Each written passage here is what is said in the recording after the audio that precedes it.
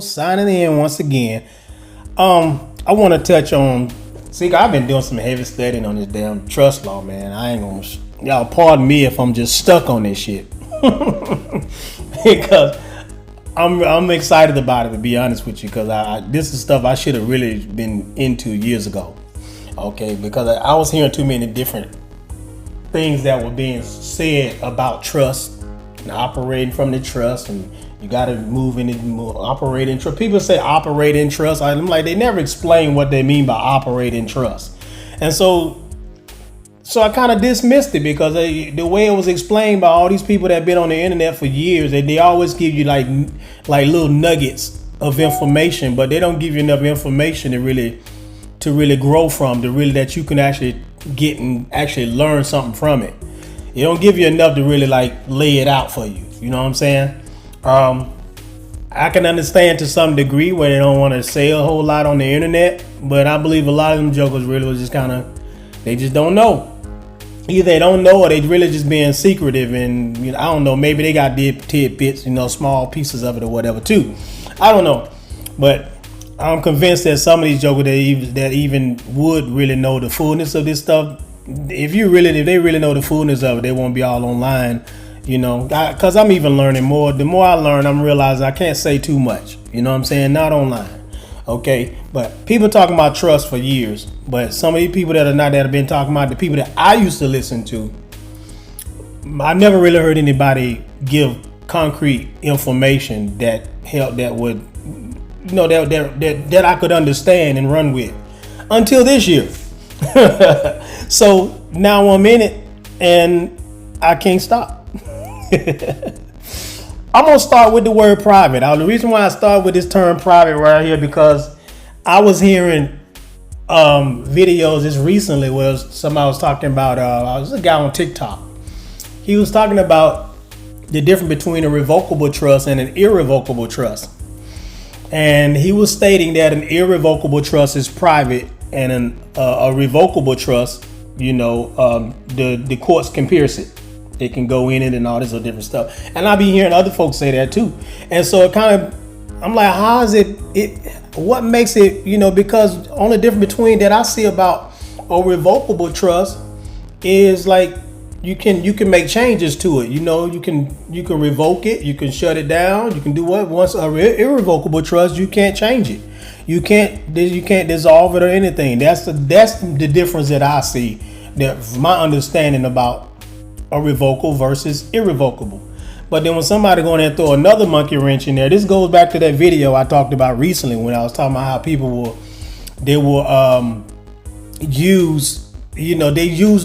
throw statements out there that grab you and you're like, is that, it kind of bring confusion. It depends on who hears it.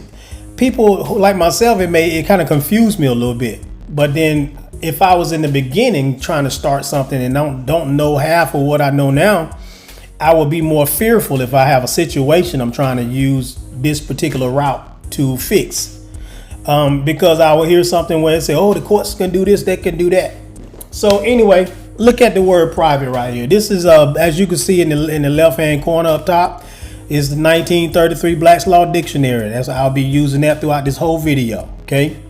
But I'll be going back and forth from 1933 to 2009, which is the latest version that I'm aware of. I don't know if there's a newer version, but my homie Jermaine sent me an email that had all the way from 1933 to 2009 versions of Black Law Dictionary, and I shout out to Jermaine. I appreciate you, buddy. So he actually sent me those. I had the 1933 and I think the 1977 or something like that already in my emails, but he sent me all of them that he had. So I'm using those right now. So private. The Black's Law Dictionary 1933 says it means affecting or belonging to private individuals as distinct from the public generally. Okay, not official, not clothed with office. So it's a private, basically something that's private. If it's not in the public, as a matter of fact, I'm not going to talk too much. Let's go to the 2009 version. This is the definition. I did a screenshot, but you can look in the upper left hand side right there. You'll see that I'm you know what, you'll see what I'm doing. But I'm navigating. I did screenshots, so I won't be scrolling up and down. When you're scrolling up and down them damn Black's Law Dictionary, it take your computer a long time to get to them damn things. But here we go. Private right here. It says relating or belonging to an individual as opposed to the public or the government. See? Of company not having shares that are freely available to the open market. It's confidential. It's a secret. As long as you don't put your stuff in the public, it is private. Period. So that's what makes whether you're dealing with a revocable one or irrevocable trust, is they're both still private if you don't make them public. That's according to this definition right here. You know what I'm saying? And don't be caught up on these words because it say individual. Y'all be wanting stuff to say man or woman all the goddamn time. Y'all gotta grow out of that, because an individual, they use that word kind of interchangeably a lot. So you might want to get away from trying to, just because you want everything to define you as a man instead of individual. Matter of fact, anyway, because we know that word can be interchangeably, just like the word person. There are different types of persons. There are artificial persons. There are natural persons. So if they're talking about the man, they're talking about a natural person. They're just not going to say natural. Sometimes they won't, depending on what they're trying to do and why they're explaining it the way they're explaining it. So as you grow in understanding these things, you'll realize they're going to use words like that. But don't let it throw you off. But this is specifically, we're talking about trying to see the difference between public and private. Okay, we see private is relating to or belonging to. It's a relating to or belonging to an individual as opposed to the public. Now, your Cesta KV trust, the straw man, the trust that was created when you were born. Matter of fact, let's go to that. This is 1933 Cesta K trust right here. Say Cesta K trust, the person for whose benefit a trust is created, or who is to enjoy the income or avails of it. Okay, I'm gonna pause right there. But this trust was a public trust, because that's why public officials are able to govern, to control you when you walk in there, as the name in all caps, because that our name in all caps is a trust. It's the Cesta KV trust. So if you walking in there acting like that, they're controlling you, because you acting like you are the trust instead of the one who's supposed to benefit from it. See, the person the person for whose benefit a trust is created. See, it was created for you when you were a baby. So, or who is to enjoy the income or avails of it. See, when you get old enough, once you reach the age of majority, you're supposed to take control of it and enjoy the income or avails of it, just like it says in this here. Not sure what avails mean?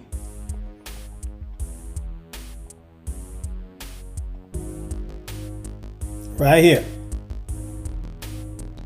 Profits or proceeds, especially from the sale of property or the proceeds of an insurance policy. But basically the profits and proceeds, everything, you're basically supposed to be living good off that. Okay, let's go back to where I was. Get off of that. Okay, but that Cesta KV, let me see, the Cesta K trust. I had another screenshot about that same trust. It was a 2009 version. Let's see, did I have that on here? Cesta K 2009.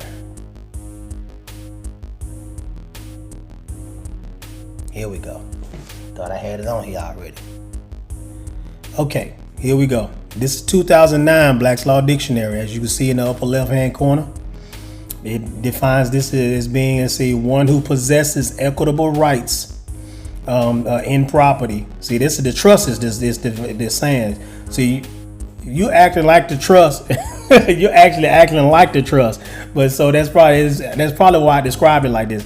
The one who possesses equitable rights in property, usually receiving the rents, issue, and profits from it. Beneficiary. Okay, the trust itself supposed to be the beneficiary of all the profits that's in it. Receiving the rents, the issue, you're supposed to take control of this trust right here, because all that's supposed to come to you once you reach the age of majority. Okay, let me see. Another name for the beneficiary is Cesta K trust.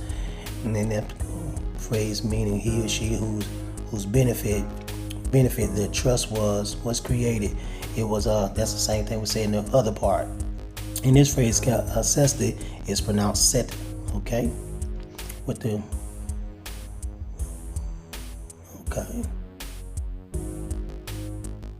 not singular, but stand. Okay, moving forward. I wasn't even reading that earlier, so it kind of caught my attention. I be studying while I'm making these videos too, y'all. Like I be thinking while I'm talking. But as you can see, you're supposed to, that is a trust as well. But when you create your own trust, you're supposed to be taking control of this here. Okay, you're supposed to be taking control of that, and that's how you're going to enjoy the avails and the rents and all that, the issues, the profits from it. You're supposed to enjoy that yourself, because you are you're the one supposed to benefit from it. But you're supposed to take control of it, not as you can do that. You can operate as the beneficiary. If you don't create a trust, you're supposed to be you can operate as the beneficiary, because a lot of people don't do trust. Some people don't do trust. Some people do. If you choose to use a trust, you're supposed to know who you are in relation to that trust. You're supposed to be the beneficiary to that trust, not the trustee of that trust. Because this is a public trust. This thing was created by the state, which is public. State of Georgia, state of Washington, state of Wyoming, whatever state you were born in, that state, that is a public trust. And then they create this trust for your benefit, so that when you get old enough, reach the age of majority, most likely 18 in your state, you're supposed to take control of that trust. And then by that time, everything that's been, you're supposed to take control of it. But if you don't know to take control of it and you want to operate as a beneficiary, you got to know that you are the beneficiary. If you're going in there as a straw man, you're actually going in there as the beneficiary. You just don't know you're the beneficiary. You know what I'm saying? So anyway, let's move forward. What was I going to say? Let me see if I go on. Let me see. Take this out of here. Done with that part. Let's see. I already went over private, went over Sesti K. Now, revocable. Let's see. A trust in which the settler reserves the right to terminate the trust and recover the trust property and any undistributed income. That's all it says about a revocable trust, and that's the updated version. That's 2000. Well, there's updated as I know about. It might be another version I don't know about, but 2009 is the latest one that I have. So this don't say anything about it not being that it says nothing about it is public. That they can just pierce your trust because it's revocable. I've never seen that nowhere in here. And let's see if I can. Irrevocable means unalterable. Okay. Committed beyond recall. See, once you create one and it's irrevocable, that means they can't revoke it. Matter of fact, I thought I had one. Let's see, revocable. I'm supposed to have all this stuff already on here. I got y'all all on my desktop. Guess I'll jump in the gun. Anyway, here we go. Revocable. There we go.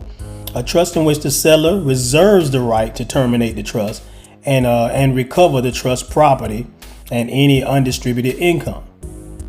That's in 2009 right here. It's not the 1933 one. I'm starting to really try to lean toward the newer versions of these law books, because keep in mind the times change. The times change, the laws change with times. Okay, so we can't keep using 1933 law books and try to apply every single term we look up in the old school and try to apply to the new stuff that's going on in 2022 and so forth. You gotta update your knowledge as you continue to go. Just like they changed the tax laws.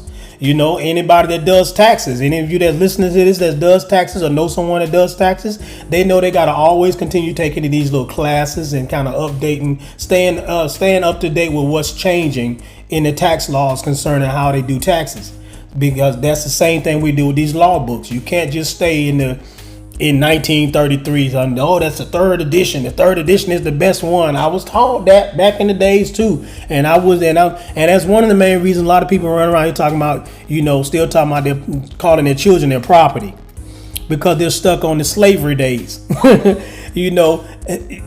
slavery is illegal now. So you look crazy as hell walking up in a courtroom talking about, give me my property back. I got a dude that I be talking to on the phone. Sometimes I get on his ass all the time about that shit. He know who I'm talking to, but I ain't gonna say his name in this video. But he good for saying that shit. Give me my property back. It's my property. It's my property. I'm like, I wonder why you still fighting after 3-4 years. Anyway, you can't hold on to this old school shit. You gotta change with the times. Learn what they're saying in the law books, and start looking into these in some some good material, some credible material, so you can understand what it is.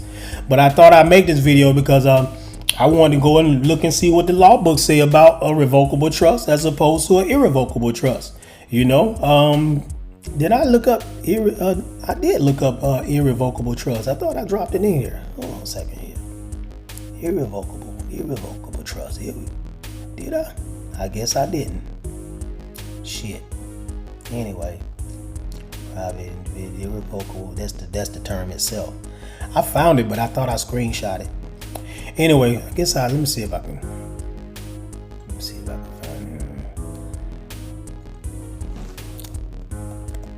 it. I hate doing this shit here.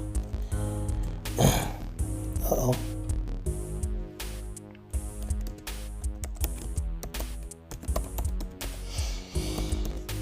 Let's see. Yeah.